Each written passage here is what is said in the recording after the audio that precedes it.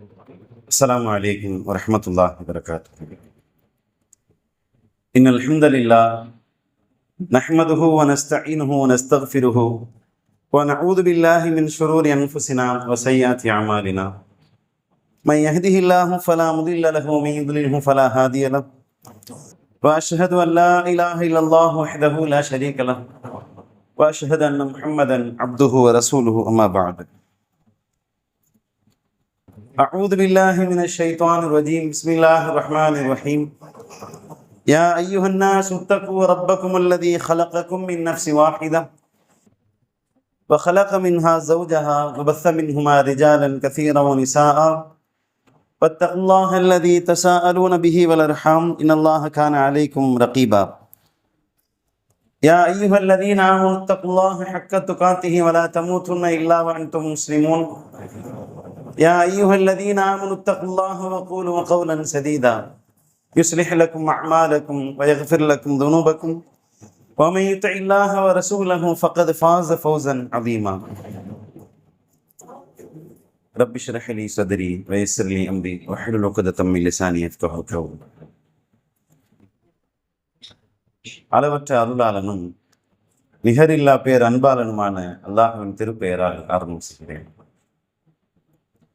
எல்லா புகழும் புகழ்ச்சியும் பெருமைகளும் கண்ணியமும் அல்லாஹ் ஒருவனுக்கே சமர்ப்பணமாகட்டும்.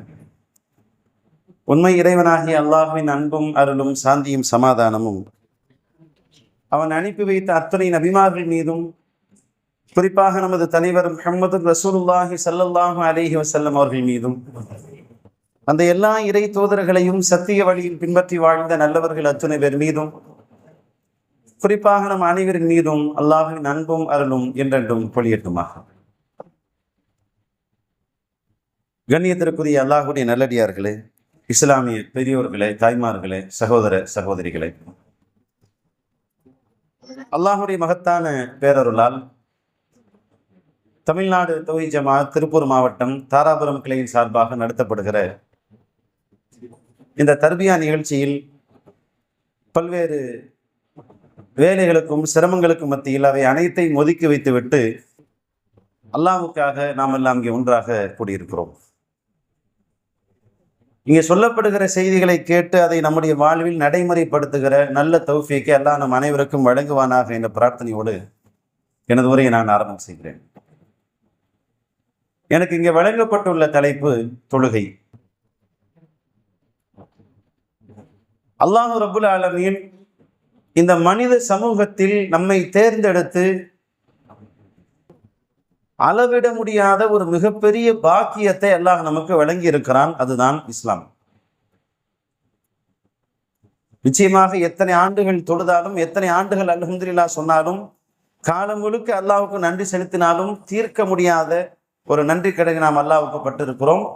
எக்கச்சக்கமான நியமத்துக்களை அல்லாஹ் வழங்கி இருந்தாலும் அல்லாஹ் தந்த முதல் நியமத், மிகப்பெரிய நியமத் என்றால் அது இந்த இஸ்லாமிய மார்க்கம் தான். அல்லாஹ் நம்மை தௌஹீத்வாதிகளாக, குர்ஆன் ஹதீஸை பின்பற்றுகிற மக்களாக, அவனுடைய மார்க்கத்தை நேசிக்கிற மக்களாக அல்லாஹ் நம்மை வாழ வைத்திருக்கிறானே, இதுதான் மிக மிக பெரிய நியமத். ஏனென்றால் இந்த உலகத்தில் நமக்கு என்ன கிடைத்தாலும் கிடைக்காவிட்டாலும், சில நேரங்களில் நாம் எதிர்பார்த்தது நடக்கலாம், சில நேரங்களில் நடக்காமல் போகலாம். நம்முடைய எதிர்பார்ப்புகளை அல்லாஹ் இந்த உலகத்தில் நிறைவேற்றி வைக்கலாம், அல்லது அல்லாஹ் நாடினால் நிறைவேற்றாமலும் போகலாம். என்ன நடந்தாலும் நாளை மறுமையில் இன்ஷா அல்லாஹ் அல்லாஹ்வின் உதவியால், அல்லாஹ்வை நம்பிக்கை கொண்ட மக்கள் அத்தனை பேரும் கண்டிப்பாக சொர்க்கம் செல்வார்கள். ஒன்று உடனடியாக செல்வார்கள், அல்லது சிறிது காலம் அல்லாஹ் அவர்களை நாடினால் தண்டித்து விட்டு பிறகு அல்லாஹ் சொர்க்கத்திற்கு அனுப்புவான். மொத்தத்தில் அல்லாஹ்வை நம்பியவர்களை அல்லாஹ் நாளை மறுமையில் காப்பாற்றுவான், சொர்க்கத்திற்கு அனுப்பி வைப்பான். இவ்வளவு பெரிய நியமத்தை அல்லாஹ் நமக்கு வழங்கிவிட்டு நம்முடைய வாழ்வில் அல்லாஹ் நமக்கு மிக அழுத்தம் திருத்தமாக சொல்கிற ஒரு மிகப்பெரிய பாடம் என்ன என்றால், அல்லாஹ்வுடைய மார்க்கம்தான் நம்முடைய வாழ்வில் இருக்கிற எல்லா பிரச்சனைகளுக்கும், எல்லா சிக்கல்களுக்குமான ஒரே தீர்வு.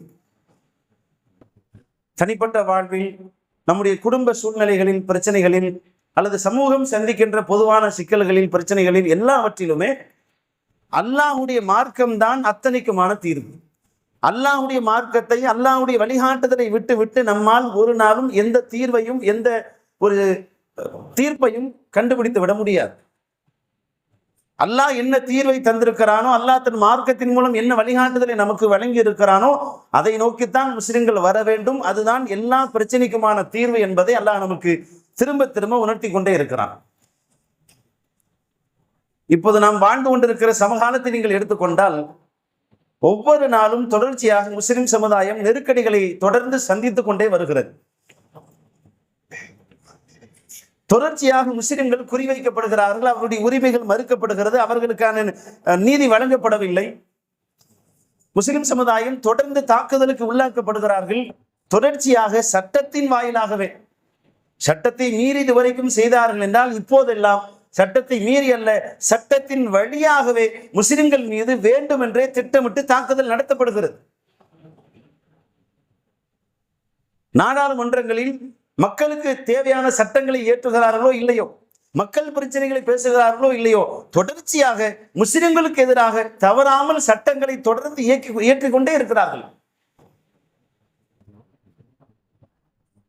முதலில் முத்தலாக்கு தடை சட்டம் என்று சொன்னார்கள். இது அநியாயம், எங்கள் மார்க்க விஷயத்தில் நீங்கள் தலையிடாதீர்கள் என்று நாம் சொல்லி முடிப்பதற்குள்ளாக, நம்முடைய கண்டனத்தை தெரிவித்து முடிப்பதற்குள்ளாக உடனடியாக பொது சிவில் சட்டம் என்றார்கள். பொது சிவில் சட்டமா? இது அநியாயம், இது எந்த வகையிலும் ஏற்க முடியாத ஒரு சட்டம் என்று நம்முடைய கண்டனத்தை சொல்கிறோம். உடனடியாக வக்ஃப் திருத்த சட்டம் வருகிறது, குடியுரிமை திருத்த சட்டம் வருகிறது. இவை எல்லாமே முஸ்லிம்களுக்கு எதிராக, முஸ்லிம்களின் உரிமைகளை பறிப்பதற்காக, முஸ்லிம்களை அந்நிய குடிமக்களாக மாற்றுவதற்காக, முஸ்லிம்களுடைய சொத்துக்களை பறிப்பதற்காக, சட்டத்தை மீறி அல்ல சட்டத்தின் வழியாகவே பறிப்பதற்காக சட்டங்களை ஏற்றிக் கொண்டிருக்கிறார்கள். புதிதாக போராடி போராடி நாமும் களைத்து போய்விட்டோம். எத்தனை போராட்டங்களை தான் நடத்துவது? எவ்வளவு காலத்திற்கு தான் தொடர்ச்சியாக போராட்டங்கள், பேரணிகள், ஆர்ப்பாட்டங்கள், ஊர்வலங்கள், பொதுக்கூட்டங்கள்? மார்க்க பிரச்சாரங்களை விட அரசாங்கம் செய்யக்கூடிய அநியாயங்களை எதிர்த்து நடத்தப்படுகிற ஊர்வலங்களும், ஆர்ப்பாட்டங்களும், கண்டன கூட்டங்களும், பொதுக்கூட்டங்களும் அதிகமாக செய்ய வேண்டிய அளவிற்கு தொடர்ச்சியாக முஸ்லிம்களின் உரிமைகள் பறிக்கப்படுகிறது. அவர்கள் தொடர்ந்து மூன்றாம் தர குடிமக்களாக மாற்றப்படுகிறார்கள். சரி, நாடாளுமன்றம் நீதி வழங்கவில்லை என்றால் நீதிமன்றம் முஸ்லிம்களுக்கான நீதியை தந்துவிடும் என்ற நம்பிக்கையோடு முஸ்லிம்கள் தொடர்ச்சியாக நீதிமன்றத்தை அணுகிக் கொண்டே இருக்கிறார்கள். திரும்ப திரும்ப நீதிமன்றத்தின் கதவை தட்டி கொண்டே இருக்கிறார்கள். என்றாவது ஒரு நாள் இந்த சமுதாயத்திற்கு நீதி கிடைத்து விடாதா என்ற ஏக்கத்தோடு தொடர்ச்சியாக வழக்குக்கு மேல் வழக்கு போடுகிறார்கள். கீழ் நீதிமன்றத்திலிருந்து உயர் நீதிமன்றம், உயர் நீதிமன்றத்திலிருந்து உச்ச நீதிமன்றம், உச்ச நீதிமன்றத்திலிருந்து உச்ச நீதிமன்ற நீதிபதிகளுடைய சபை என்று மாற்றி மாற்றி மாற்றி முஸ்லிம்களுடைய உரிமைகள் தொடர்ந்து புறக்கணிக்கப்படுகிறது, மறுக்கப்படுகிறது. இப்போதெல்லாம் நீதிபதிகள் சட்டத்தின்படி தீர்ப்பு அளிப்பதே இல்லை, தங்கள் இஷ்டத்தின்படி தீர்ப்பளிக்க ஆரம்பித்திருக்கிறார்கள். இந்து மதத்திலிருந்து அல்லது வேறு ஏதாவது ஒரு மதத்திலிருந்து ஒருவர் இஸ்லாத்தை ஏற்றுக்கொண்டாரானால் அவருக்கு இத்தனை ஆண்டு காலம் வழங்கப்பட்ட அவருடைய சலுகை ரத்து செய்யப்படும் என்று 2 தினங்களுக்கு முன்னால் உயர்நீதிமன்ற நீதிபதி தீர்ப்பு கொடுத்திருக்கிறார். சட்டத்தின்படி இப்படியெல்லாம் ஒரு தீர்ப்பை வழங்க முடியாது. ஆனால் அப்படி அவசரமாக தீர்ப்புகள் வழங்கப்படுகிறது. இப்படி முஸ்லிம்கள் தொடர்ந்து குறிவைக்கப்படுகிற போது நமக்கு தெரிந்த தீர்வு என்ன? நாம் என்ன தீர்வை நோக்கி பயணிக்கிறோம்? ஒரு பள்ளிவாசல் இடிக்கப்பட்டது, நாம் கொந்தளித்தோம், தெருவில் இறங்கி ஆர்ப்பாட்டம் நடத்தினோம், போராடினோம். பாபர் மஸ்ஜித் இடிக்கப்பட்டதற்காக கவலைப்படாத முஸ்லிம்களே இல்லை என்று சொல்கிற அளவிற்கு அத்தனை முஸ்லிம்களின் உள்ளத்திலும் அது மிகப்பெரிய ரணத்தையும் வலியையும் ஏற்படுத்திவிட்டது. ஒரு பள்ளிவாசல் இடிக்கப்பட்டதற்காக நீங்கள் இவ்வளவு ஆர்ப்பாட்டத்தையும் போராட்டத்தையும் நடத்தினீர்களே. பிஜேபி ஆட்சிக்கு வந்த இந்த 10 ஆண்டுகளில் 103 பள்ளிவாசல்கள் இடிக்கப்பட்டிருக்கிறது. போன வாரம் இடிக்கப்பட்ட பள்ளிவாசலையும் சேர்த்து. நான் சொல்கிற தகவல் உங்களுக்கு ஆச்சரியமாகவும் அதிர்ச்சியாகவும் இருக்கலாம். 103 பள்ளிவாசல்கள் இடித்தால் ஏன் வெளியே செய்தி வரவில்லை என்று உங்களுக்கு தோன்றலாம். வந்து கொண்டுதான் இருக்கிறது. ஆனால் திரும்ப திரும்ப சொல்லப்படுவதால் நம்மாலும் ஒன்றும் செய்ய முடியாது என்பதால் கடந்து போக ஆரம்பித்து விட்டோம். உங்களுக்கு அது பற்றி விரிவான தகவல் தெரிய வேண்டுமானால் பிபிசி தமிழ் என்ற இணையதளத்திற்குள்ளே போய் அதில் சர்ச் பாக்ஸ் இருக்கும், தேடுதல் அப்படிங்கிற பகுதி இருக்கும். அதுல போய் மசூதி பள்ளிவாசல் அப்படின்னு கொடுத்தீங்கன்னா எந்தெந்த மாநிலத்தில் எத்தனை பள்ளிவாசல்கள் இடிக்கப்பட்டிருக்கிறது என்கிற விவரம் அதில் தெள்ள தெளிவாக வழங்கப்பட்டிருக்கிறது. மகாராஷ்டிரா மாநிலத்தில் எத்தனை பள்ளிவாசல்கள், உத்தரப்பிரதேசத்தில் எத்தனை பள்ளிவாசல்கள், ஜார்க்கண்டில் எத்தனை பள்ளிவாசல்கள், இப்படி மாநில வாரியாக எந்தெந்த மாநிலங்களில் எந்தெந்த மாவட்டங்களில் எத்தனை பள்ளிவாசல்கள் என்னென்ன காரணத்திற்காக இடிக்கப்பட்டிருக்கிறது என்கிற விவரத்தோடு புள்ளி விவரத்தோடு அவர்கள் அதில் பதிவு செய்து வைத்திருக்கிறார்கள். ஒரு பள்ளிவாசலுக்காக போராடினோம், 103 பள்ளிவாசலை இடித்து விட்டார்கள், நம்மால் ஒன்றுமே செய்ய முடியும். சரி, சமூக ரீதியாகத்தான் இப்படி இருக்கிறது என்றால் நம்முடைய தனிப்பட்ட வாழ்க்கை, இஸ்லாமிய குடும்பங்கள் மன நிறைவோடு நிம்மதியோடு அல்ஹம்துலில்லாஹ் என்று வாழ்ந்த காலம் எல்லாம் மலையேறி போய்விட்டது. இஸ்லாமிய குடும்பங்களுக்குள் இன்று நிம்மதி இல்லை. கணவனுக்கும் மனைவிக்கும் பிரச்சனை, பெற்றோருக்கும் பிள்ளைகளுக்கும் பிரச்சனை, உறவுகளுக்குள் தீர்க்க முடியாத அளவிற்கு சிக்கல் வளர்ந்து கொண்டே போகிறது. முஸ்லிம் சமுதாயம் தனிப்பட்ட முறையிலும் கூட நிம்மதி இழந்த சமுதாயமாக மாறிக்கொண்டே இருக்கிறது. தொடர்ந்து உழைத்துக் கொண்டே இருக்கிறார்கள். தொழிலை எப்படியாவது முன்னேற்றி விடலாம், எப்படியாவது சம்பாதித்து விடலாம், இதை செய்தால் இப்படி செய்து விடலாம், இந்த தொழிலிட்டு விட்டுவிட்டு அந்த தொழிலுக்கு போய் துணிக்கடை வைத்திருந்தவர் செருப்பு கடை மாற்றி பார்க்கிறார், செருப்பு கடை வைத்திருந்தவர் கம்பெனி வைத்து பார்க்கிறார், கம்பெனி வைத்திருந்தவர் வேறு தொழிலை மாற்றி பார்க்கிறார், மாற்றி மாற்றி பார்க்கிறார்கள். கடைசி வரைக்கும் முன்னேற்றம் என்பது வாழ்வில் கிடைக்கவே இல்லை. யாரோ அதிசயம் போல ஒருவர் இருவர் தான் முன்னேறி இருக்கிறார்களே தவிர பெரும்பாலான முஸ்லிம்கள் ஜான் ஏறினால் முழம் சறுக்கும் என்று பழமொழி சொல்வது போல தொடர்ந்து பின்னடைவை சந்தித்துக் கொண்டே இருக்கிறார்கள். சரி, சமூக ரீதியாக நமக்கு இவ்வளவு பிரச்சனை, தனிப்பட்ட வாழ்வில், தொழிலில், குடும்பத்தில் இவ்வளவு சிக்கல்கள், இதற்கு என்ன தீர்வு? ஒரு தீர்வுக்கு நாம் வர வேண்டும் இல்லையா? கேள்வி ஒன்று இருந்தால் பதில் ஒன்று இருக்க வேண்டும், பிளஸ் என்று ஒன்று இருந்தால் மைனஸ் ஒன்று இருக்க வேண்டும். அப்ப சிக்கல் என்று ஒன்று வந்தால் அதை தீர்ப்பதற்கான வழிமுறையும் இருக்க வேண்டும் இல்லையா? முஸ்லிம்களிடம் கேட்டு பாருங்கள், சமூக ரீதியாக நாம் சந்திக்கின்ற பிரச்சனைகளுக்கு என்ன தீர்வு? தெரிந்த ஒரே தீர்வு தெருவில் இறங்கி ஆர்ப்பாட்டம் நடத்துவது. எத்தனை ஆண்டுகளாக ஆர்ப்பாட்டம் நடத்தி கொண்டிருக்கிறோம். நமது ஜமாத்தின் சார்பாக சொல்வதாக இருந்தால் கூட ஒரு 30-35 ஆண்டு காலம் ஆர்ப்பாட்டங்கள் நடத்திவிட்டோம். இந்த ஆர்ப்பாட்டத்தின் மூலமாக ஏதாவது மாறி இருக்கிறதா என்றால் எந்த மாற்றமும் ஏற்படவில்லை. சொல்லிக் கொள்கிற அளவிற்கு ஏதாவது ஒரு பெரிய ஆச்சரியங்கள் ஏதாவது நிகழ்ந்திருக்கிறதா என்றால் எதுவும் நிகழவில்லை. மறுக்கப்பட்ட உரிமைகள் ஏதாவது திருப்பி தரப்பட்டிருக்கிறதா, நமக்கான நீதி நிலைநாட்டப்பட்டிருக்கிறதா, நமக்கான நியாய தர்மம் கிடைத்து விட்டதா என்றால் சொல்லிக் கொள்கிற அளவிற்கு எங்கும் எந்த ஆச்சரியமும் எந்த அற்புதமும் நிகழவில்லை. எல்லாம் எப்போதும் போல நடைபெறுகிறது. நாமும் எப்போதும் போல ஆர்ப்பாட்டத்தையும் போராட்டத்தையும் நடத்தி கொண்டு தெருவில் இறங்கி நம்மால் முடிந்ததை செய்வோம் என்று செய்து கொண்டே இருக்கிறோம். சரி, அதை தாண்டி அடுத்த கட்ட வழி உள்ளபடி நமக்கு தெரியவில்லை. சரி, பரவாயில்லை. முஸ்லிம் சமுதாயம் என்ன மன்னரையிலே இருக்கிறது என்று நீங்கள் நாடு பிடித்து பார்த்தால் கொஞ்சம் வருத்தத்தோடு சொல்கிறேன், முஸ்லிம் சமுதாயம் ஒரு கனவு உலகத்தில் வாழ்ந்து கொண்டிருக்கிறார்கள். ஒரு கற்பனை உலகத்தில் அவர்கள் வாழ்ந்து கொண்டிருக்கிறார்கள். இந்த உலகத்திலும் சரி, மறுமையிலும் சரி. இந்த உலகத்தில் என்ன கற்பனையில் வாழுகிறார்கள்? முஸ்லிம்களிடம் போய் பேசி பாருங்கள். இத்தனை பள்ளிவாசல்களை இடித்து விட்டார்கள், நமக்கு எதிராக சட்டம் இயற்றுகிறார்கள், இதற்கு என்ன தீர்வு என்று கேட்டு பாருங்கள். அவர்கள் மனதிற்குள்ளே வைத்திருக்கிறார்கள் என்ன என்றால், ஒரு கவலையும் பட வேண்டாம், அடுத்த முறை தேர்தல் வரும், தேர்தல் வருகிற போது கண்டிப்பாக காங்கிரஸ் ஆட்சிக்கு வரும், காங்கிரஸ் ஆட்சிக்கு வந்தால் எல்லா பிரச்சனையும் சரியாகிவிடும், ராகுல் காந்தி வருவார், நாம் இழந்த உரிமைகள் எல்லாம் மீட்டு தருவார், இடிக்கப்பட்ட பள்ளிவாசல்கள் எல்லாம் கட்டி கொடுத்து விடுவார், இந்த இந்திய தேசத்தில் நாம் மன நிறைவோடு நிம்மதியாக மகிழ்ச்சியாக வாழ்ந்து விடலாம் என்கிற ஒரு பகல் கனவில் முஸ்லிம்கள் வாழ்ந்து கொண்டிருக்கிறார்கள். தமிழக அளவில் எடுத்துக்கொண்டால் கூட ஏதோ தப்பித்தவரி தெரியாமல் இப்போ ஒரு நடிகர் ஆட்சிக்கு வந்து விட்டார், இன்ஷா அல்லாஹ் அடுத்த முறை கண்டிப்பாக திமுக ஆட்சிக்கு வரும், ஸ்டாலின் ஆட்சிக்கு வருவார், ஸ்டாலின் இல்லாவிட்டால் உதயநிதி வருவார், எப்படியும் தமிழகத்தில் நம்முடைய உரிமைகள் பாதுகாக்கப்படும், நமக்கு எதிராக யாரும் எதுவும் செய்துவிட முடியாது என்கிற ஒரு கனவிலும் கற்பனையிலும் இந்த சமுதாயம் வாழ ஆரம்பித்திருக்கிறது. சரி, உலக விஷயங்களில் தான் இப்படி இருக்கிறார்களா என்றால் மறுமை இதைவிட மோசம்.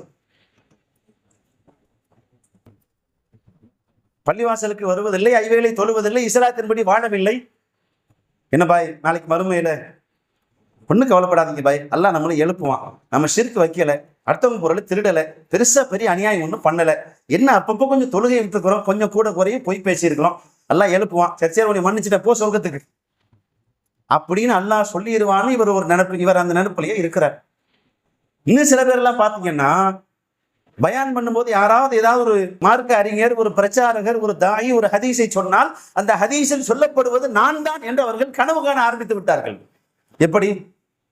உதாரணத்துக்கு சொல்கிறேன், நபிகள் நாயகம் ஸல்லல்லாஹு அலைஹி வஸல்லம் சொன்னார்கள், நாளை மறுமையில் ஒரு 70,000 பேர் எந்த விசாரணையும் இல்லாமல் சொர்க்கத்திற்கு போவார்கள் அப்படின்னு ரசூலுல்லாஹி ஸல்லல்லாஹு அலைஹி வஸல்லம் சொன்னார்கள். அப்படின்னு ஒரு ஹதீஸை சொன்ன உடனே அவர் என்ன முடிவில் இருக்காருன்னா, அந்த 70,000 பேர்ல கண்டிப்பா நம்ம பேர் இருக்கு. அந்த லிஸ்ட்ல 33,412வது ஆளா யார் பேர் இருக்கு? என் பேர் இருக்கு. கண்டிப்பா நம்ம அதுல இருக்கிறோம்.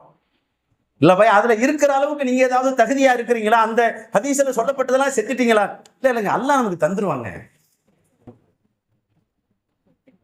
நாளை மறுமையில் அல்லாஹ் ரப்புல் ஆலமீன் சிலரை அழைத்து ரகசியமாக விசாரணை நடத்துவான். அதாவது அவர்கள் செய்த பாவத்தை அல்லாஹ் உலகத்தில் எப்படி மறைத்து வைத்திருந்தானோ, மக்கள் கண்களுக்கு தெரியாமல் வைத்திருந்தானோ, அதே போல நாளை மறுமையிலும் அல்லாஹ் அவருடைய பாவங்களை மக்களுக்கு வெளிப்படுத்தாமல் ரகசியமாக அல்லாஹ் விசாரணை நடத்துவான் என்ற ஹதீஸை சொன்னால் கண்டிப்பாக நமக்கு அது நடக்கும்.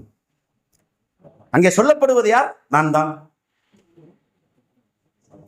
சரி, இவ்வளவு கனவு காணுகிற அந்த முஸ்லிம் ஐவேளை தொழுவாரா என்று நீங்கள் விசாரித்து பார்த்தால் அவர் பள்ளிவாசலுக்கு வாரத்திற்கு ஒரு முறை ஜும்மாவிற்கு தவறாமல் வந்து விடுவார். ஃபஜ்ர் தொழுகை வாழ்நாளிலேயே ஃபஜ்ர் தொழுகாத முஸ்லிம்கள் இருக்கிறார்கள். ரமலான் மாதத்தில் கூட பள்ளிவாசலுக்கு வந்து தொழாத முஸ்லிம்கள் இந்த சமுதாயத்தில் இருக்கிறார்கள். அவர்களிடத்தில் கூட கேட்டு பாருங்கள், அல்லாஹ் நம்மை மன்னித்து விடுவான் என்கிற மனநிலையோடு, அல்லாஹ் மலக்குகளை இறக்கி வைத்து நம்மை காப்பாற்றுவான் என்கிற கற்பனையோடு அவர்கள் இன்னமும் வாழ்ந்து கொண்டிருக்கிறார்கள்.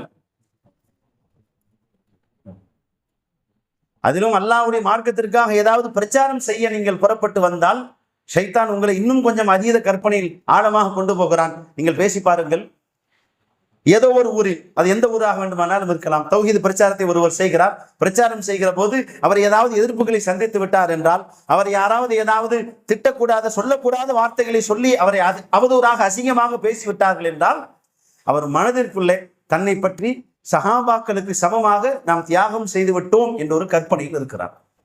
நீ போய் பேசி பாருங்க, அவர் சாதாரணமா சொல்லுவாரு, அதாவதுங்க பிரச்சாரம் பண்ண போனோமா 20 வருஷத்துக்கு முன்னாடி, அப்ப எவ்வளவு பேர் திரண்டு வந்தாங்க தெரியுமா? ஒரு ஏரியாவே அடிக்க வந்துச்சு. எப்படி தெரியுமா? பத்ருல சஹாபாக்கள் போனாங்கல்ல. வேற யாரு உதாரணத்துக்கு இருக்கிறாருன்னா, பத்ருல சஹாபாக்கள் போனாங்கல்ல, அது மாதிரி பயங்கரமான எதிர்ப்பை நாங்க சந்திச்சோம். இன்னும் சில பேர் இன்னும் கொஞ்சம் கற்பனை முற்றி போய் நபிகள் நாயகம் ஸல்லல்லாஹு அலைஹி வஸல்லம் அவர்களுக்கு அடுத்து இவர்தான் என்ற மனநிலைக்கு வந்து விட்டார்கள். ஏன்னா ரசூலுல்லாஹ் தாயிஃப்ல அடி வாங்கினாங்கல்ல, அது மாதிரி நம்மள ஒருத்தன் அடிச்சுட்டான் தெரியுமா உங்களுக்கு? ரசூலுல்லாஹ் வாங்கின அடியும் இவர் வாங்கின அடியும் ஒண்ணு நினைச்சுக்கிட்டு இருக்காரு. அல்லாஹ்வுக்காகவே வாங்கியிருந்தாலும் அந்த அந்தஸ்தை பெற முடியாது. அப்ப ஷைத்தான் நம்மிடத்தில் செய்த மிகப்பெரிய சூழ்ச்சி என்ன என்றால், நாம் மார்க்கத்தின்படி நடக்கிறோமா, நம்முடைய தகுதியை மேம்படுத்திக் கொள்கிறோமா, அல்லாஹ்வுடைய அன்பை மறுபடியும் பெறுவதற்கு நாம் ஏதாவது செய்திருக்கிறோமா என்று யோசிக்க விடாமல் நம்மை மீண்டும் மீண்டும் மீண்டும் ஒரு கற்பனை உலகத்தில் ஷைத்தான் வாழ வைத்திருக்கிறான். இப்போது நான் யதார்த்தத்திற்கு வருகிறேன். மறுமை தொடர்பாக நாம் எதுவும் சொல்ல முடியாது. ஏனென்றால் அது முழுக்க முழுக்க அல்லாஹ்வின் அதிகாரத்திலும் கட்டுப்பாட்டிலும் இருக்கிறது. நான் இஸ்லாம் காட்டுகிற வழிகாட்டுதல் என்ன என்றால், அல்லாஹ்வின் மீது நாம் நம்பிக்கை வைக்கலாம், அல்லாஹ்வுடைய அருளை எதிர்பார்க்கலாம், அல்லாஹ் நம்மை மன்னிப்பான் என்று நம்பலாம். ஆனால் முடிவு அல்லாஹ்வின் கையில் தான் இருக்கிறது, நம்முடைய கையில் இல்லை. நம்மை நாம் தகுதிப்படுத்திக் கொள்ள வேண்டும் இல்லையா? அல்லாஹ் நாளை மறுமையில் மன்னிப்பான், சரிதான். அல்லாஹ் எனக்கு அருள் புரிவான், அந்த எதிர்பார்ப்பு நியாயம்தான். ஆனால் நான் ஐவேளை தொழுகை சரியாக தொழுதேனா? ஐவேளை தொழுகை சரியாக தொழ மாட்டேன், ஹலால் ஹராம் பேண மாட்டேன், இஸ்லாத்தின்படி வாழ மாட்டேன். ஆனால் அல்லாஹ் என்னை மன்னிக்க வேண்டும், அல்லாஹ் என்னை மன்னித்து விடுவான், அல்லாஹ் எனக்கு அருள் புரிவான் என்று நான் எதிர்பார்த்தால் இது எப்படி நியாயம் என்று கேட்கிறேன். இது எப்படி சரியாகும்?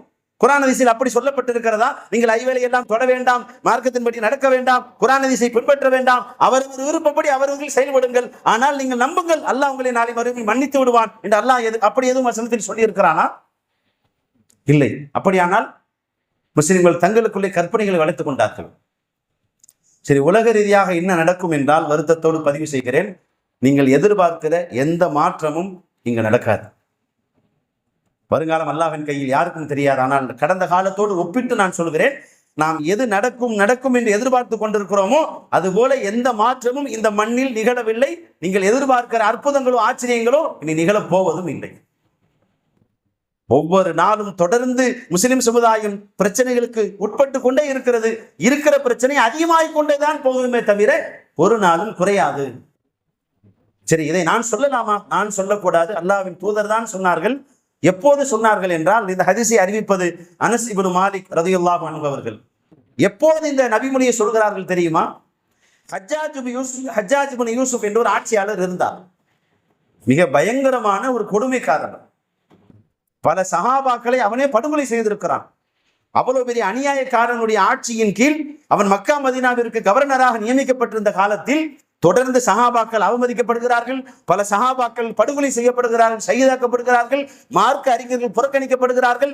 முஸ்லிம் சமூகத்தின் உரிமைகள் மறுக்கப்படுகிறது. அப்பாவிகள் பெரும் சித்திரவதைகளை அனுபவிக்க வேண்டிய ஒரு அவல நிலைக்கு தள்ளப்பட்ட அந்த நேரத்தில் மக்கள் எல்லாம் ஓடி வந்து அன்றைக்கு மூத்த சஹாபியாக இருந்த அனஸ் ரலியல்லாஹு அவர்களிடத்தில் முறையிட்டார்கள். அனஸ் அவர்களே, ஹஜ்ஜாஜின் கொடுமையிலிருந்து நமக்கு விடிவு காலம் பிறக்காதா? அப்போது அவர்கள் சொன்னார்கள், நபிகள் நாயகம் ஸல்லல்லாஹு அலைஹி வஸல்லம் சொன்ன வார்த்தையை நான் கேட்டேன். அல்லாஹ்வின் தூதர் சொன்னார்கள், லா யக்தி அலைக்கும் ஸமானுன் இல்லல்லதி பஅதஹு ஷர்ரும் மின். இப்போது இருக்கிற காலத்தை விட இனி அடுத்து வரப்போகிற காலம் மிக மிக மோசமாகத்தான் இருக்கும். ஒரு பள்ளிவாசலை இடித்தார்கள். இப்போது 102, 103, 103 பள்ளிவாசலோடு நிற்கும் என்று நினைக்காதீர்கள். நாளைக்கு இன்னும் சில ஆண்டுகளுக்கு பின்னால் அது பல நூறாகவோ ஆயிரக்கணக்கிலோ மாறலாம். சட்டத்தை மீறி மாட்டுக்கறி வைத்திருந்தார்கள் என்று இதுவரைக்கும் 1000 முஸ்லிம்கள் கொல்லப்பட்டிருக்கிறார்கள் என்றால், சட்டத்திற்கு உட்பட்டு 100 முஸ்லிம்கள் கொல்லப்பட்டிருக்கிறார்கள் என்றால் இந்த எண்ணிக்கை இனி வருங்காலத்தில் அதிகமாகும். நீங்கள் எதிர்பார்ப்பது போல காங்கிரஸ் ஆட்சி எல்லாம் வராது, அப்படி வர வாய்ப்பும் கிடையாது. ஒரு பேச்சுக்கு அப்படியே வந்தாலும் கூட நீங்கள் இழந்த எந்த உரிமையும் திரும்ப பெற முடியாது.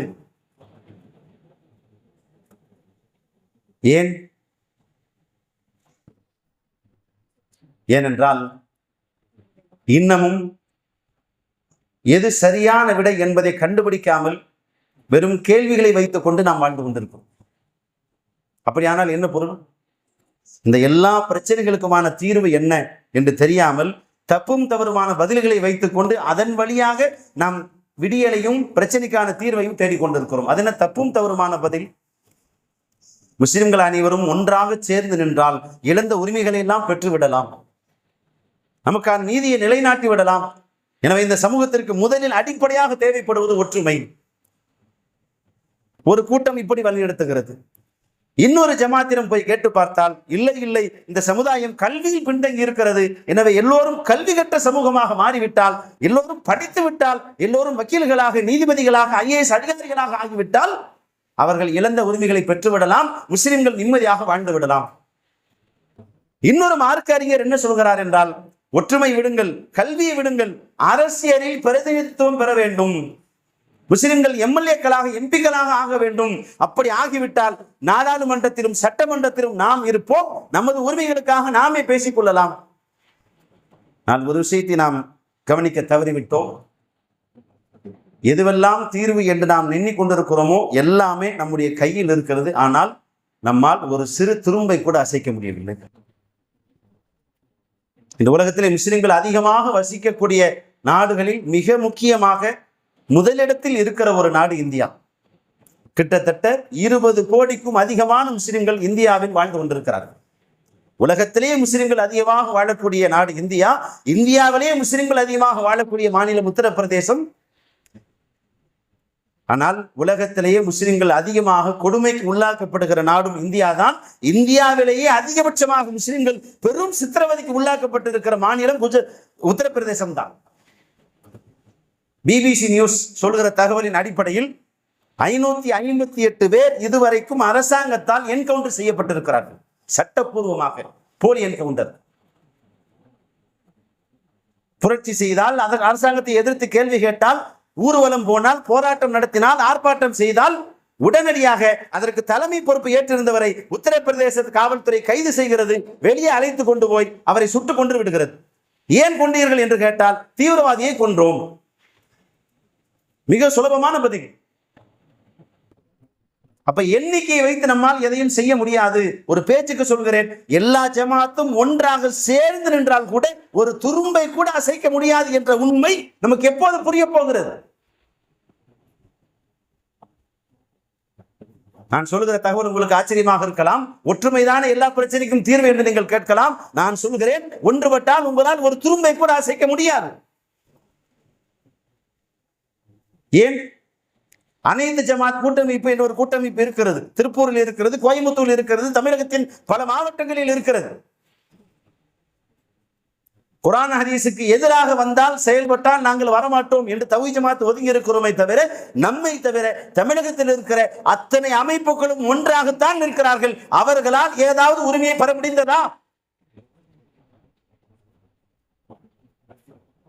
முஸ்லிம்களுக்கு இழைக்கப்படுகிற அநீதியை தடுத்து நிறுத்த அவர்களால் முடிந்ததா? இத்தனை ஆண்டு காலம் அவர்கள் எதையாவது செய்திருக்கிறார்களா? செய்யவில்லை, இனிமேலும் செய்ய முடியாது. சரி, எல்லோரும் படித்து விட்டால். ஒரு காலம் இருந்தது, முஸ்லிம்கள் கல்வியில் பின்தங்கி இருந்தார்கள். ஆனால் அல்ஹம்துலில்லாஹ் இப்போதெல்லாம் ஒவ்வொரு தெருவிலும், ஒரு தெருவுக்கு ஒரு இன்ஜினியர், ஒரு டாக்டர், ஒரு ஊருக்கு ஒரு IAS அதிகாரி. முஸ்லிம்கள் கொஞ்சம் கொஞ்சமாக முன்னேறி கொண்டு வருகிறார்கள். மிகப்பெரிய அளவு புரட்சி வந்துவிட்டது என்று சொல்ல முடியாவிட்டாலும் கூட ஓரளவிற்கு கடந்த காலத்தோடு ஒப்பிடுகிற போது இப்போது பெரும்பாலானவர்கள் கல்வியில் முன்னேறி கொண்டே இருக்கிறார்கள். படித்தவர்களின் எண்ணிக்கை நாளுக்கு நாள் இந்த சமூகத்தில் அதிகமாகிக் கொண்டேதான் இருக்கிறது. ஆனால் நம்மால் எதையும் பெற முடியவில்லை. சரி, என்னதான் தீர்வு? கல்வியால் பெற முடியாது, ஒற்றுமையால் பெற முடியாது, அரசியல் பிரதிநிதித்துவத்தால் பெற முடியாது. எப்படித்தான் பெறுவது என்று கேட்டால் ஒரே வழிதான் இருக்கிறது.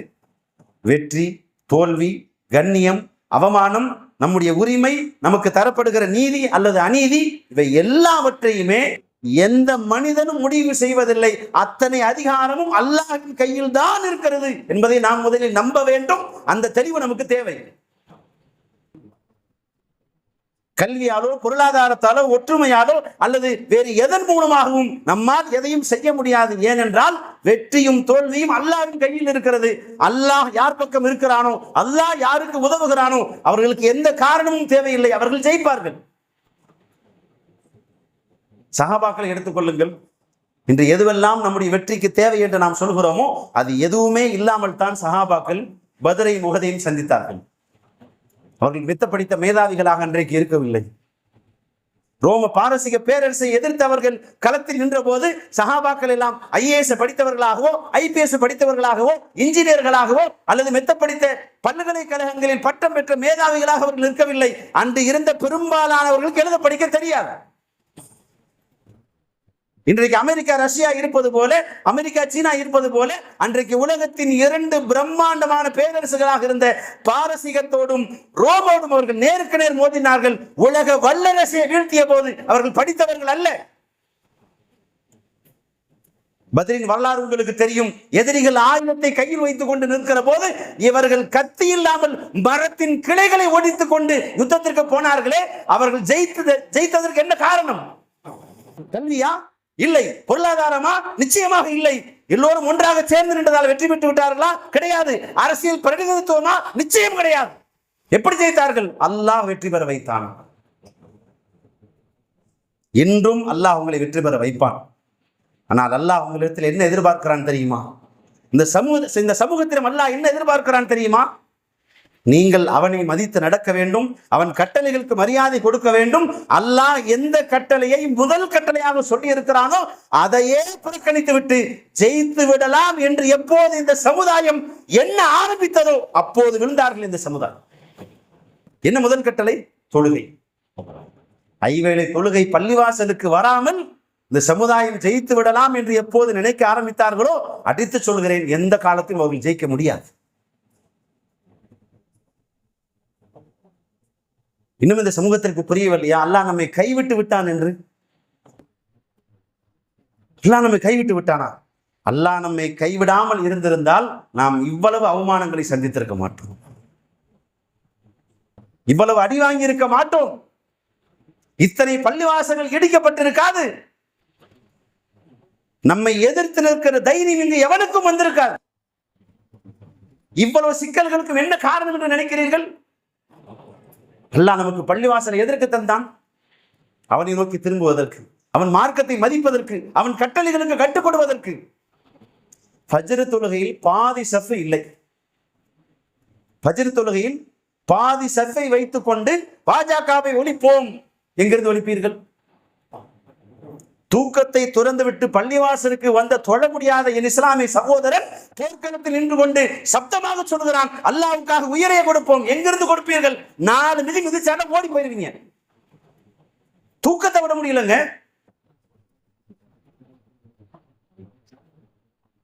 அல்லாஹ்வுக்காக 5 வேளை தொழுகையை கூட சரியாக தொழாத ஒரு சமுதாயத்தை அல்லாஹ் எங்கிருந்து காப்பாற்றுவான்? ஒரு செய்தி இந்த சமுதாயம் புரிந்து கொள்ள வேண்டும். வெற்றியும் தோல்வியும் அல்லாஹ்வின் கையில் இருக்கிறது. காரணம் 1000 இருக்கட்டும், காரியங்கள் 1000 இருக்கட்டும், நம்மை சுற்றி என்ன வேண்டுமானாலும் நடக்கட்டும், அத்தனையும் தீர்மானிப்பவன் அல்லாஹ். அல்லாஹ் யார் தெரியுமா? இந்த வானம், பூமி, சூரியன், சந்திரன், நட்சத்திரங்கள் அனைத்தையும் படைக்க வேண்டும் என்று அல்லாஹ் நாடினான். எந்த சிரமமும் படவில்லை. இன்னமா அர்தனாஹு அன் நகூல லஹு குன் ஃபயகூன், நடக்கட்டும் என்று நாம் கட்டளையிட்டோம், அனைத்தும் உருவானது என்று அல்லாஹ் சொல்கிறான். ஆகட்டும் என்று அல்லாஹ் சொன்னான். நீங்கள் ஆச்சரியப்பட்டு பார்க்கிற இந்த வானம், பூமி, சூரியன், சந்திரன், நட்சத்திரங்கள், கடல்கள், ஆறுகள், மலைகள், ஏரிகள் அத்தனையும் உருவானது. இதற்கு அல்லாஹ் எந்த சிரமமும் படவில்லை.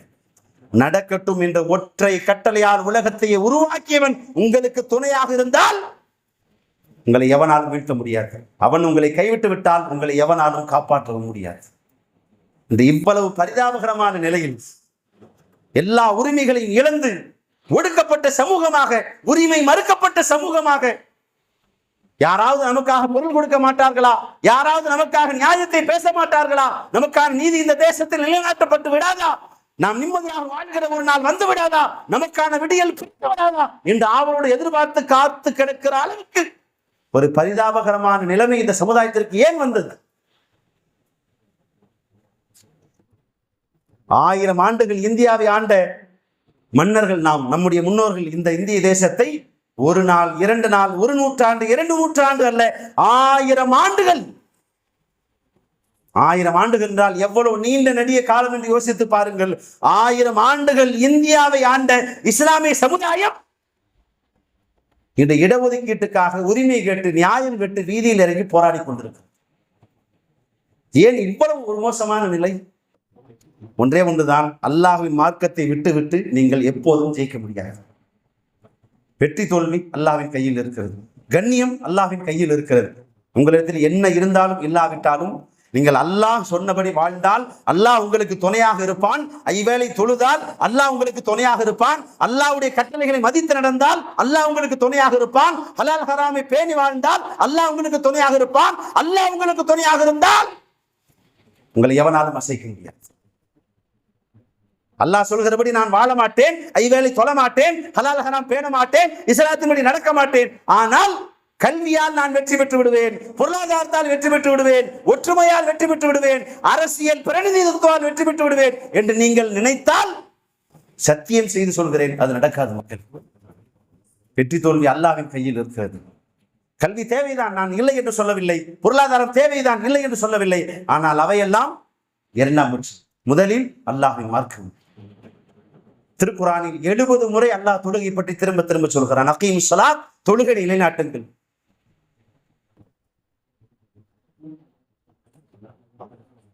ஒரே ஒரு செய்தி சொல்லி நான் முடிக்கிறேன். ஒரு சாதாரண மனிதரை, சொன்னால் யாருக்கும் தெரியாத அளவிற்கு ஒரு சாதாரண வாழ்வு வாழ்ந்த மனிதரை அல்லாஹ் ரப்புல் ஆலமீன் எப்படிப்பட்ட கண்ணியத்திற்கு சொந்தக்காரராக, எவ்வளவு கண்ணியமிக்கவராக அல்லாஹ் மாற்றி இருக்கிறான் என்பதுதான் அந்த வரலாறு. அல்லாஹ் சொன்னபடி வாழ்ந்தால் அல்லாஹ் என்ன செய்வான் என்பதற்கு அதுதான் சாட்சி. யார் அந்த மனிதர்? இஸ்லாத்தின் 2வது கலீஃபா உமர் இப்னு கத்தாப் ரலியல்லாஹு அன்ஹு அவர்கள். என்ன நடந்தது உமரின் வாழ்வில்? உமர் இப்னு கத்தாப் அவர்கள் கலீஃபாவாக ஆன பின்னால்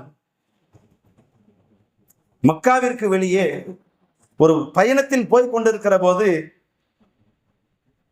ஒரு மரத்தை பார்க்கிறார்கள். அந்த மரத்துக்கு பக்கத்தில் நிற்கிறார்கள். ஒட்டகத்தில் அமர்ந்து கொண்டு வெகு நேரம் அங்கேயே நின்று கொண்டிருக்கிறார்கள். அந்த மரத்தையே பார்க்கிறார்கள். எதையோ யோசிக்கிறார்கள். உமரின் கண்கள் கலங்குகிறது. முர்லானவர்கள் அழுகிறார்கள். பக்கத்தில் இருந்த ஊழியர் கேட்டார், அமீருல் முஃமினீன் அவர்களே, நீங்கள் ஏன் அழுகிறீர்கள்? என்ன நடந்தது? அமீருல் முஃமினீன் உமர் இப்னு கத்தாப் ரலியல்லாஹு அவர்கள் சொன்னார்கள், இந்த மரம் எனக்கு நன்றாக ஞாபகம் இருக்கிறது. நான் ஒரு 10-12 வயது சிறுவனாக இருந்தேன். நான் சிறுவனாக இருந்தபோது என் தந்தை கத்தாப் என்னிடத்தில் சில ஒட்டகங்களை கொடுத்து, ஒட்டகம் மேய்த்து வா என்று என்னை அனுப்பி வைத்தார். நான் ஒட்டகங்களை கையில் பிடித்துக் கொண்டு இங்கு வந்தேன். கடும் வெயிலாக இருந்ததால் பாலைவனத்தில் என்னால் நிற்க முடியவில்லை. நிழலுக்காக இந்த மரத்தடியில் ஒதுங்கினேன். ஒட்டகம் மேய்ந்து கொண்டிருந்தது. நானும் அதை கண்காணித்துக் கொண்டிருந்தேன். எனக்கே தெரியாமல் நான் தூங்கிவிட்டேன்.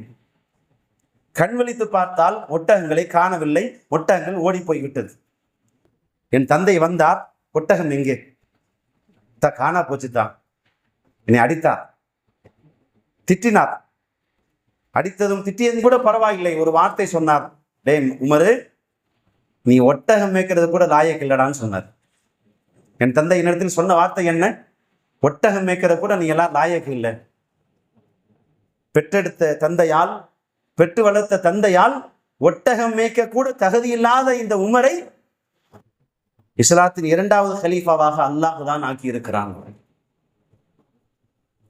அல்லாஹ் ரப்பல் ஆலமீன் அந்த நல்ல மனிதருக்கு எவ்வளவு பெரிய கண்ணியத்தையும் கௌரவத்தையும் தந்திருக்கிறான் தெரியுமா? இந்தியா சுதந்திரம் பெற்ற போது மகாத்மா காந்தியிடம் பத்திரிகையாளர்கள் கேட்கிறார்கள், இந்தியாவில் யாருடைய ஆட்சி போல ஒரு ஆட்சி அமைய வேண்டும்?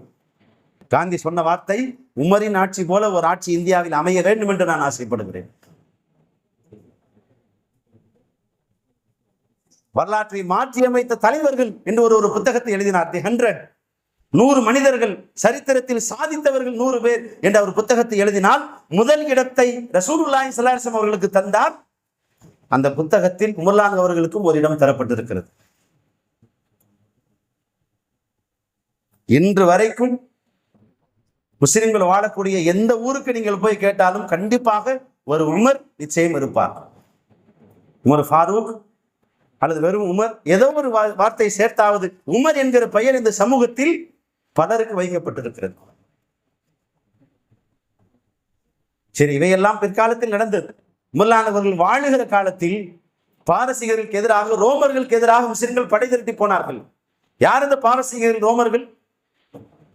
கிட்டத்தட்ட 50க்கும் மேற்பட்ட நாடுகளை அடக்கி ஆண்டு கொண்டிருந்த பிரம்மாண்டமான பேரரசு பாரசீக ரோம பேரரசு.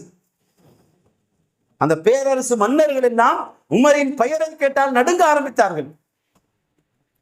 ஒவ்வொரு பேரரசோடும் ஒரு யுத்தம் 2 யுத்தம் அல்ல, 100க்கும் அதிகமான யுத்தங்களை முஸ்லிம்கள் நடத்தினார்கள். சஹாபாக்கள் மோதினார்கள்.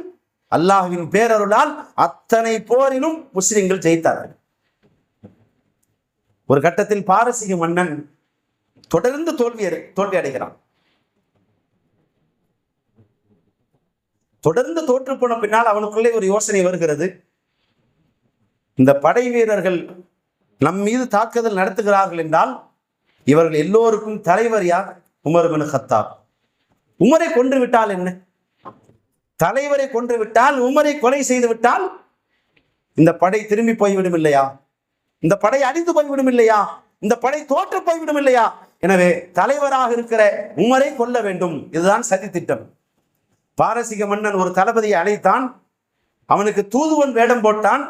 தூதனாக போ, உமரை சந்தித்து பேசு, யாரும் இல்லாத நேரமாக பார்த்து உமரை கொலை செய்து விடு. இதுதான் சதி திட்டம். அந்த தளபதி தூதுவனை போல வேஷம் அணிந்து கொண்டு அங்கிருந்து நேராக புறப்பட்டு மதீனா வந்தான். அவன் மனதிற்குள்ளே கற்பனை ஓடிக்கொண்டிருக்கிறது. எப்படியும் நம்முடைய மன்னர் ஒரு பிரம்மாண்டமான அரண்மனையில் இருக்கிறார் என்றால் உமர் இப்னு கத்தாப் ரலியல்லாஹு அவர்கள் அதைவிட மிக பிரம்மாண்டமான ஒரு அரண்மனையில் இருப்பார்கள். அவர்களுடைய காவலுக்கு எப்படி பார்த்தாலும் ஒரு 1000 பேராவது இருப்பார்கள். எந்த நேரத்தில் தாக்கலாம், எந்த நேரத்தில் தாக்கினால் ஆட்கள் இல்லாமல் இருப்பார்கள். நாம் எப்படி தாக்க வேண்டும் என்றெல்லாம் யோசித்துக் கொண்டே வருகிறான். அவனுடைய ஆடைக்கு உள்ளே கத்தியை ஒளித்து வைத்திருக்கிறான். மதீனாவிற்கு வந்து உமர் எங்கே என்று கேட்கிற போது அவருடைய வீட்டுக்கு போய் விசாரித்து பாருங்கள். மாளிகை என்று சொல்லாமல் வீடு என்று சொல்கிறார்களே. சரி, உமரின் வீடு எங்கே இருக்கிறது? ஒரு பாலடைந்து சுவர்கள் எல்லாம் இடிந்து விழுந்தது போல ஒரு வீடு இருக்கிறது. அந்த வீட்டில் மனிதர்கள் வாழ்வார்களா என்று கேட்கிற அளவிற்கு ஒரு பரிதாபகரமான வீடு. இதுதான் உமரின் வீடு என்று அந்த ஊர் மக்கள் சொல்கிறார்கள். அந்த தூதுவனால் நம்ப முடியவில்லை. எங்கள் பாரசீக மன்னனையும் ரோம பேரரசையும் மிரட்டுகிற ஒரு தலைவன் இந்த குடிசையில் வாழ்ந்து கொண்டிருக்கிறானா? அவனால் நம்ப முடியவில்லை. சரி, எங்கே உங்கள் அரசர், எங்கே உங்கள் தலைவர் உமர்? பள்ளிவாசலுக்கு போய் பாருங்கள். போய் தேடி பார்த்தால் பள்ளிவாசலுக்கு வெளியே ஒரு மரத்தடியில் படுத்திருக்கிறார்கள் உமர் இப்னு கத்தாப் ரலியல்லாஹு அவர்கள். காவலுக்கு யாரும் இல்லை. எங்கே இருக்கிறார் எங்கே இருக்கிறார் என்று விசாரித்து உமர்லான் அவர்களுக்கு பக்கத்தில் போய்விட்டான் அந்த தளபதி. சட்டைக்குள்ளே கத்தியை ஒளித்து வைத்திருக்கிறான். கத்தியை எடுத்து குத்தி விடலாம் என்றுதான் போனான். ஆனால் அவன் கண்களை அவனால் நம்ப முடியவில்லை. கிழிந்து போன சட்டை, ஒரு 10-20 ஒட்டுக்கள் போடப்பட்டு, பார்த்தால் ஒரு பிச்சைக்கார தோற்றத்தில் கிடக்கிற ஒரு மனிதரை பார்த்து, ஒரு வயதான முதியவரை பார்த்து, இவர்தான் அமீருல் முஃமினீன், இவர்தான் உமர் இப்னு கத்தாப், இவர்தான் எங்கள் தலைவர் என்று மக்கள் சொல்வதை கேட்டு அவனால் நம்ப முடியவில்லை.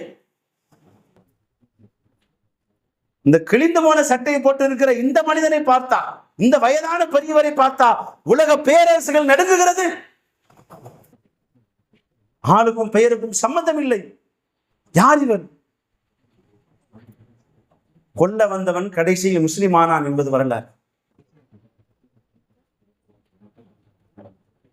பொதுவாக ஒரு மனிதனுக்கு அல்லாஹ் ரப்பல் ஆலமீன் வழங்கி இருக்கிற கண்ணியத்திற்கும் கௌரவத்திற்கும், அல்லாஹ் தந்திருக்கிற அங்கீகாரத்திற்குமான காரணத்தை சில நேரங்களில் அல்லாஹ் நாடினால் அவனை வெளிப்படுத்துவான். இவ்வளவு பெரிய அங்கீகாரத்தை உமர் இப்னு கத்தாப் அவர்களுக்கு அல்லாஹ் ஏன் தந்தான் என்பதை காலம் வெளிப்படுத்துகிறது. அல்லாஹ் வெளிப்படுத்துகிறான். எப்போது தெரியுமா? உமர் இப்னு கத்தாப் அவர்கள் ஒரு நாள் ஃபஜ்ர் தொலை வைத்துக் கொண்டிருக்கிறார்கள். அப்படி அவர்கள் தொலை வைத்துக் கொண்டிருக்கிற போது ஃபைரோஸ் என்பவன் பின்னால் நின்று முதல் சஃபில் தொழுவது போல நடித்து, எல்லோரும் தக்பீர் கட்டிய பின்னால் ஒரு கத்தியை எடுத்து உமர்லானுடைய வயிற்றில் சதக்கு சதக்கு என்று பல முறை குத்திவிட்டான். எந்த அளவுக்கு அவன் வயிற்றில் கத்தியால் குத்தினான் என்றால், குடல் எல்லாம் கிழிந்து போய் விட்டது. குடலை கிழிஞ்சு போற அளவுக்கு வயிற்றில் கத்தியால் குத்திட்டான். உமர்லான் அவர்கள் அப்படியே மயங்கி அங்கேயே சரிந்து விழுந்து விட்டார்கள். அவசரமாக அப்துல் ரஹ்மான் இப்னு அவ்ஃப் அவர்கள் தொழுகையை முடித்தார்கள். அதற்குள் அவன் தப்பித்து ஓட முயற்சித்து தடுக்க வந்தவர்களை, பிடிக்க வந்தவர்களை எல்லாம் கொலை செய்து கடைசியில் ஃபைரோஸ் தற்கொலை செய்து விட்டான்.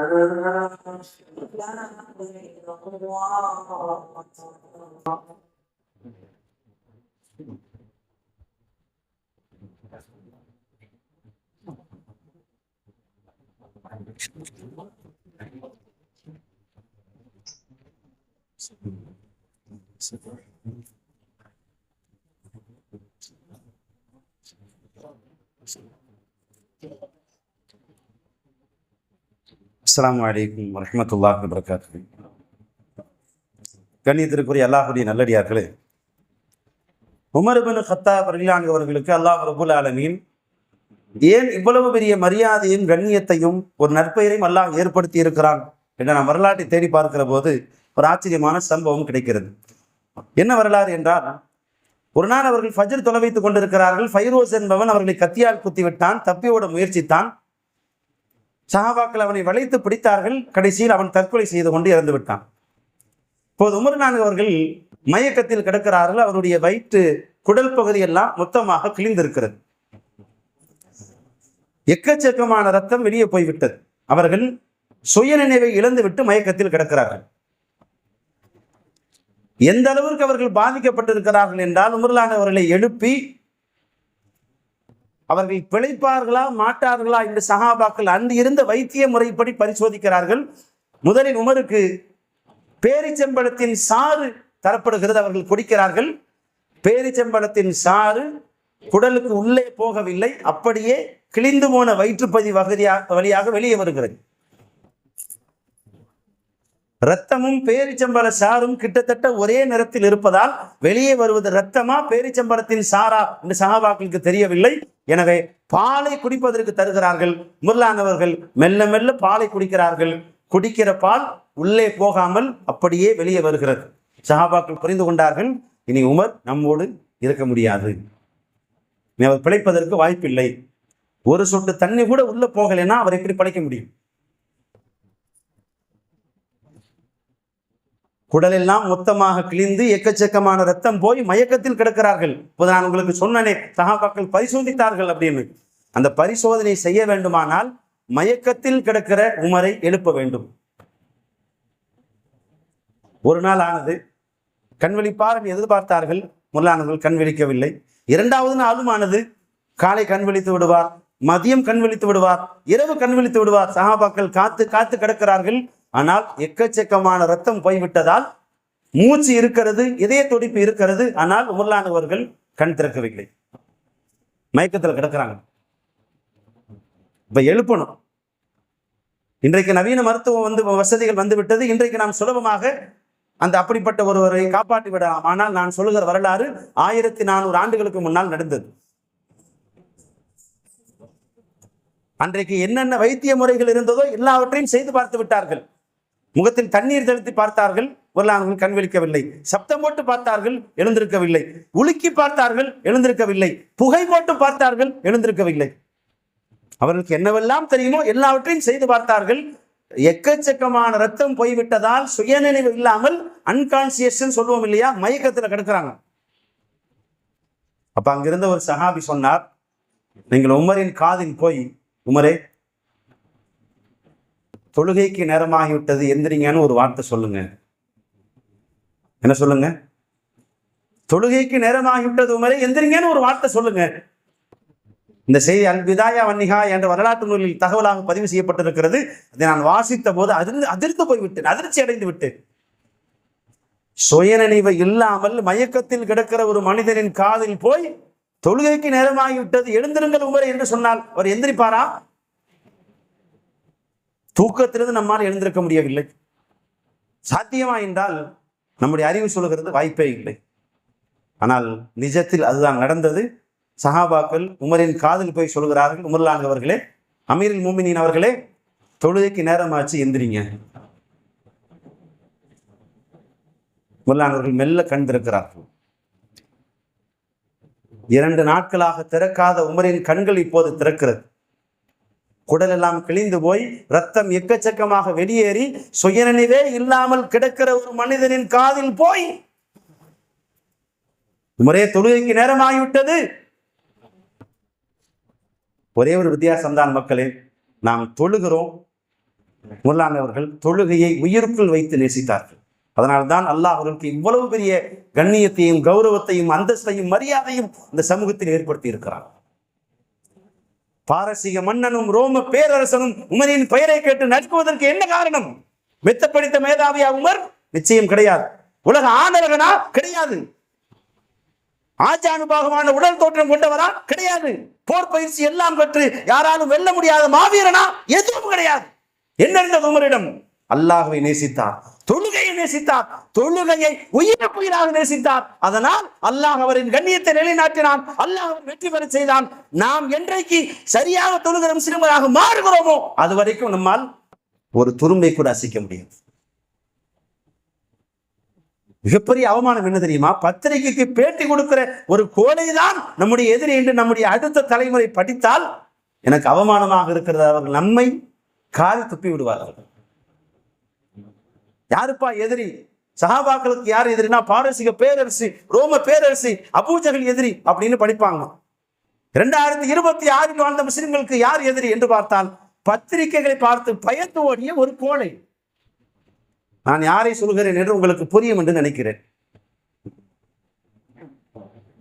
துப்பாக்கிகளை பார்த்து அல்ல,